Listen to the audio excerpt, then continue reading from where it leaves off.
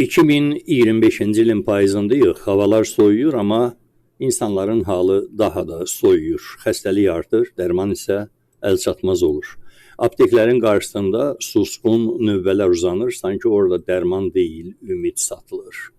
Azərbaycanda dərmanların qiyməti yenidən bahalaşıb, sadə, amma ağır xəbərdir. Çünki bu xəbəri eşidənlərin çoxu aptekə girəndə cibini yoxlayır, dərdini yoxlamır. Artıq biz dərdi yox, qiymətləri müzakirə edirik. Dərman var, amma almağa pulu yoxdur. Bugün bir çox insan reseptlə yazılmış dərmanlara baxır, amma onları almaq yerinə başqa yolla keçər deyib evinə qayıdır.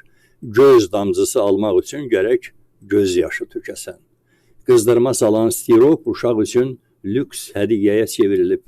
Aptekdə tez-tez belə səhnələr yaşanır, siz də yəqin ki bilirsiniz və eşidirsiniz.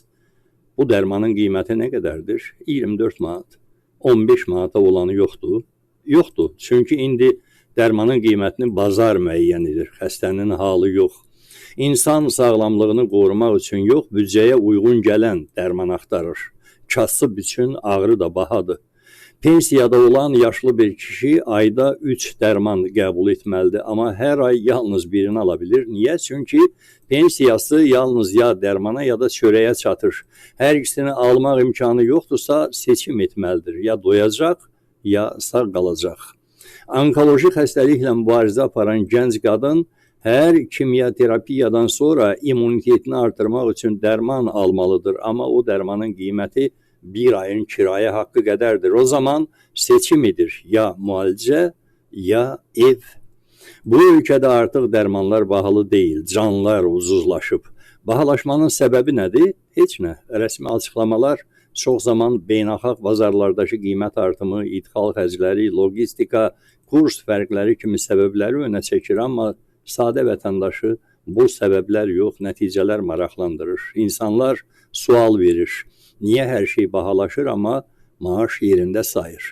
Niyə bir iynə 8 manatdır, amma gündə 3 iynə yazırlar? Niyə sağlamlıq pulla ölçülür və ən əsas sual, niyə bu ölkədə dərman almaq üçün gərək nəsə satasan?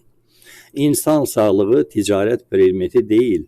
Bütün dünyada səhiyyə dövlətin prioritetidir, çünki sağlam vətəndaş sağlam cəmiyyət deməkdir. Amma bizdə çox zaman sanki bu prinsip unudulur, elə sanki siz də unudulur. Sanki xəstələnmək insanın öz günahıdır, sanki dərman almaq istəyi bir növ kapris sayılır.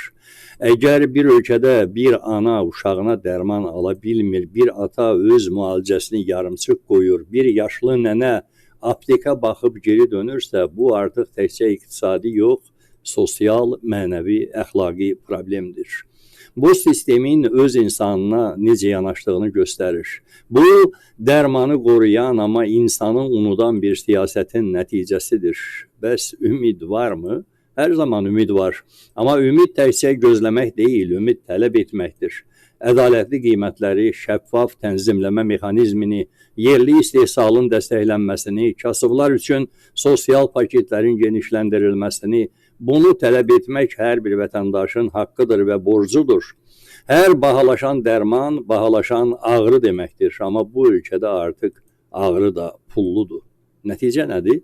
Biz dərmandan deyil, dərmansızlıqdan əziyyət çəkirik. Biz qiymətdən deyil, biganəlikdən qorxuruq.